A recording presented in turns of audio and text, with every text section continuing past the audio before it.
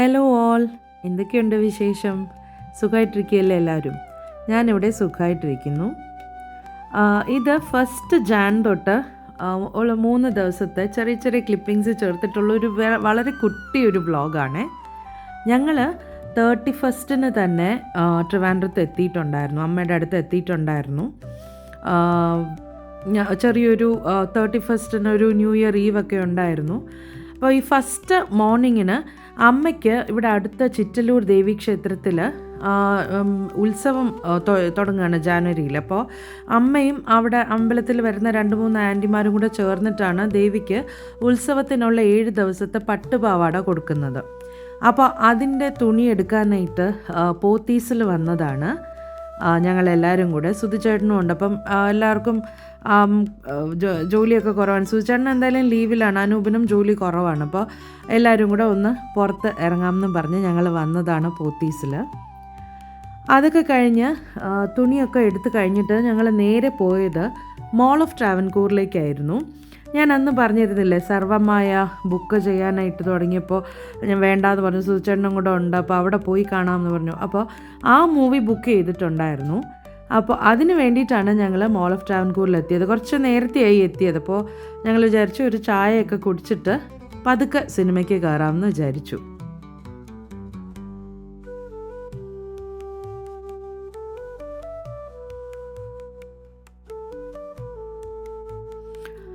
സിനിമയൊക്കെ കണ്ടു. അന്നത്തെ ദിവസം വൈൻഡപ്പ് ചെയ്തു. ഇത് നെക്സ്റ്റ് ഡേ ആണ്. ചേച്ചി ഒരു നോ സ്റ്റഡ് മേടിച്ചിട്ടുണ്ടായിരുന്നു. ജോയ് ആലുക്കാസിൻ്റെ ഓൺലൈൻ വഴിയാണ് മേടിച്ചത്. അപ്പോൾ അത് പൊട്ടിപ്പോയി.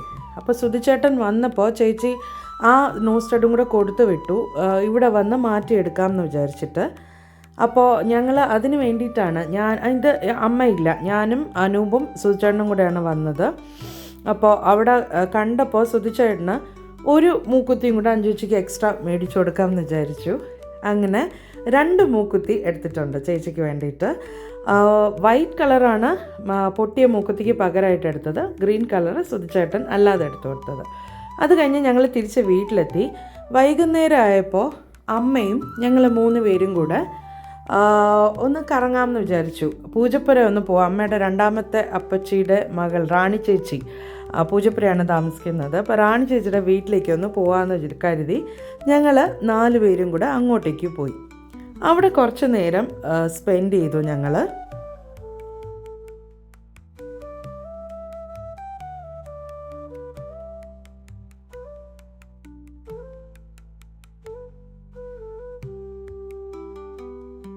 അവിടുന്ന് ഞങ്ങൾ ആദ്യം ഞാൻ പറഞ്ഞു നമുക്ക് തട്ടുകടയിൽ നിന്ന് ദോശ കഴിച്ചിട്ട് പോകാമെന്ന് പറഞ്ഞു. അപ്പോൾ അനൂപ് പറഞ്ഞു തട്ടുകടയിൽ നിന്ന് കഴിക്കേണ്ട, എല്ലാവരും ഉള്ളതല്ലേ, അപ്പോൾ നമുക്ക് തമ്പാനൂരൊരു ആര്യാസ് വെജിറ്റേറിയൻ റെസ്റ്റോറൻ്റ് ഉണ്ടല്ലോ, അപ്പോൾ അവിടെ പോയി കഴിക്കാമെന്ന് പറഞ്ഞ് ഞങ്ങൾ അങ്ങോട്ടേക്ക് പോയി.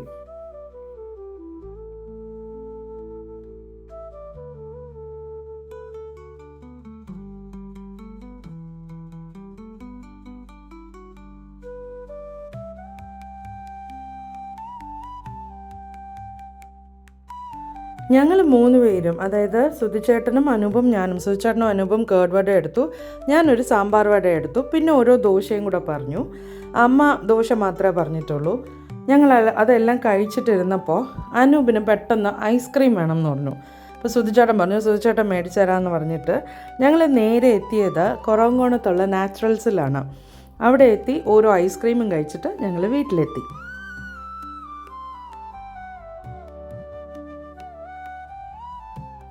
ഇത് നെക്സ്റ്റ് ഡേ ആണ്.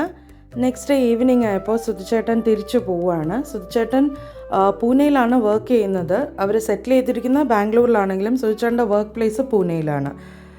അപ്പോൾ സുധിച്ചേട്ടൻ ഇവിടുന്ന് ബാംഗ്ലൂരിലേക്ക് പോയി ഒരാഴ്ച ബാംഗ്ലൂരിൽ നിന്നിട്ട് അവിടുന്ന് പിന്നെ പൂനെയിലേക്ക് പോകും.